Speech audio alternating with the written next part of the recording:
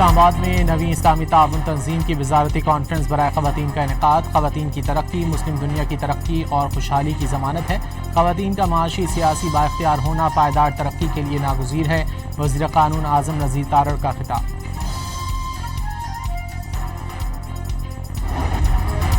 امریکہ کے ایران کے مختلف شہروں پر حملے، بندر عباس، قشم اور جاسک دھماکوں سے لرز اٹھے۔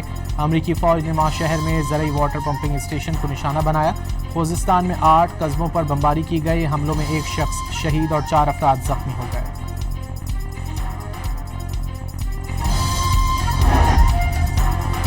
امریکی سینٹرل کمانڈ کا ایران پر حملوں کی نئی لہر مکمل ہونے کا دعویٰ۔ حملوں میں لڑاکا طیاروں، بحری جہازوں، ڈرونز سمیت پہلی بار خودکش سمندری ڈرونز نے حصہ لیا۔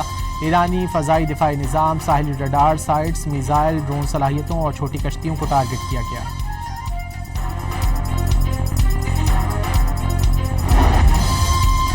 امریکی حملوں پر پاسداران انقلاب کی جوابی کارروائی۔ مشرق وسطی میں امریکی فوجی اڈوں پر میزائل اور ڈرونز داغ دیے۔ کویت کے علی السالم بیس اور احمد الجابر پر ایندھن کے ٹینکوں اور پیٹریاٹ فضائی دفاعی نظام، اسٹریٹجک ریڈار نظام کو مکمل طور پر تباہ کرنے کا دعویٰ۔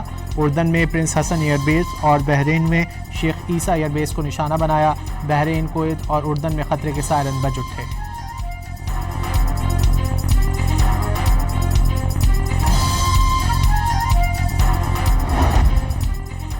امریکہ کے صدر ڈونلڈ ٹرمپ نے آبنائے ہرمز بند کرنے کا ایرانی دعویٰ مسترد کر دیا۔ واضح کیا کہ آبنائے ہرمز کھلی ہے۔ ایران سے گزشتہ روز ڈیل طے ہو گئی تھی۔ ایرانی جوہری پروگرام سمیت سب کچھ چھوڑنے پر تیار ہوئے۔ مذاکرات کار کمرے سے باہر نکلے، تجارتی جہازوں پر حملہ ہو گیا۔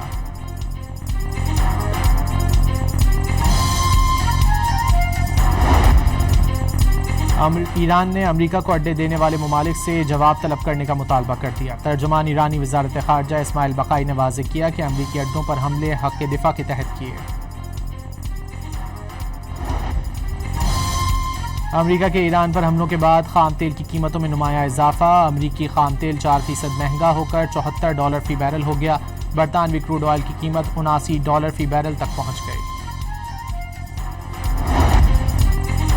وزیر اعظم شہباز شریف ایک روزہ دورے پر قطر روانہ۔ سابق وزیر اعظم میاں نواز شریف، نائب وزیر اعظم اسحاق ڈار اور وزیر اطلاعات عطا تارڑ بھی وزیر اعظم کے ہمراہ ہیں۔ وزیر اعظم قطر کے امیر شیخ تمیم بن حمد الثانی اور شاہی خاندان سے قطر کے سابق امیر شیخ حمد بن خلیفہ الثانی کے انتقال پر اظہار تعزیت کریں گے۔ سابق امیر قطر کے انتقال پر آج پاکستان میں یوم سوگ ہے۔ قومی پرچم سرنگوں کر دیا گیا۔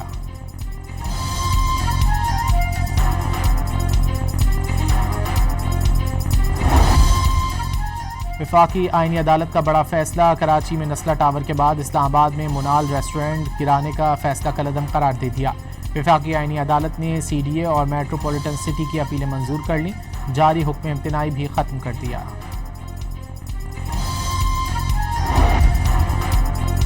پاک فوج، ایف سی بلوچستان اور پولیس کا مشترکہ آپریشن شعبان جاری۔ تازہ کارروائیوں کے دوران مزید 5 خارجی مارے گئے۔ ہلاک دہشت گردوں کی مجموعی تعداد 74 ہو گئی۔ سیکیورٹی ذرائع کے مطابق 5 جولائی سے اب تک آپریشن شعبان اور دیگر انٹیلیجنس بیسڈ آپریشنز میں مجموعی طور پر 114 خارجی دہشت گرد ہلاک ہو چکے ہیں۔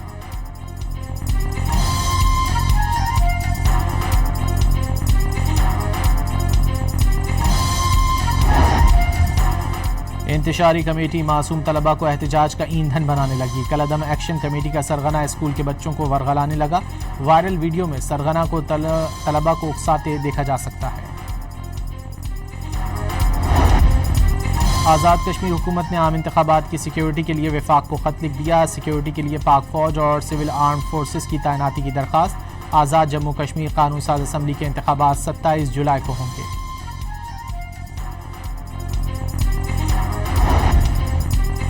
آذان دینے پر 22 کشمیریوں کی شہادت کا دن۔ 95 برس گزر جانے کے باوجود ڈوگرا راج کے ظلم و ستم مودی راج میں بھی جاری۔ پاکستان سمیت دنیا بھر میں بسنے والے کشمیری یوم شہدائے کشمیر منا رہے ہیں۔ 13 جولائی 1931 کو ڈوگرا فورسز نے سری نگر کی سینٹرل جیل کے باہر احتجاج کے دوران اذان دینے پر ڈوگرا فورسز نے 22 کشمیریوں کو شہید کر دیا تھا۔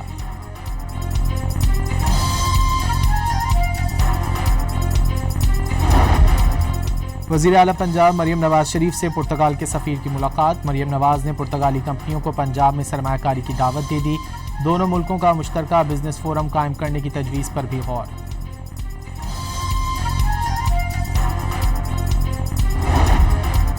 لاہور کی سیشن کورٹ میں اداکارہ مومنہ اقبال کو ہراساں کرنے اور جان سے مارنے کی دھمکیاں دینے کا مقدمہ، عدالت نے ثاقب چدھڑ اور اہلیہ سمیرہ کی عبوری ضمانت میں 28 جولائی تک توسیع کر دی۔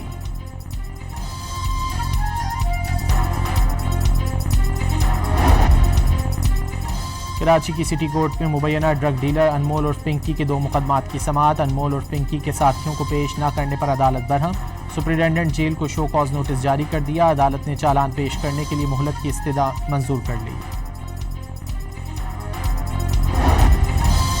کراچی کے علاقے ملیر گڈ اپ ٹاؤن میں واقع گھر میں اہل خانہ کو یرغمال بنا کر ڈاکوؤں کی لوٹ مار، ملزمان 200 تولہ سونا اور 2 کلو چاندی سمیت کروڑ روپے مالیت کا سامان لے کر فرار ہو گئے۔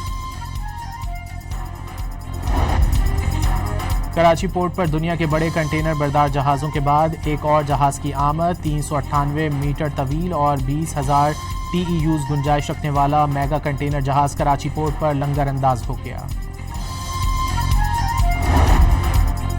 گلگت بلتستان کے ضلع دیامر میں سیلاب نے بڑے پیمانے پر تباہی مچا دی، متعدد مکان اور سڑکیں بہہ گئیں، زرعی زمینوں، کھڑی فصلوں اور درختوں کو بھی شدید نقصان پہنچا۔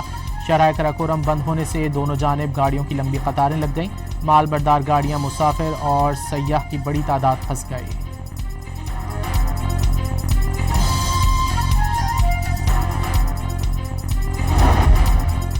اور Pakistan cricket team 2 test matches کی سیریز کے لیے ویسٹ انڈیز روانہ ہو گئی۔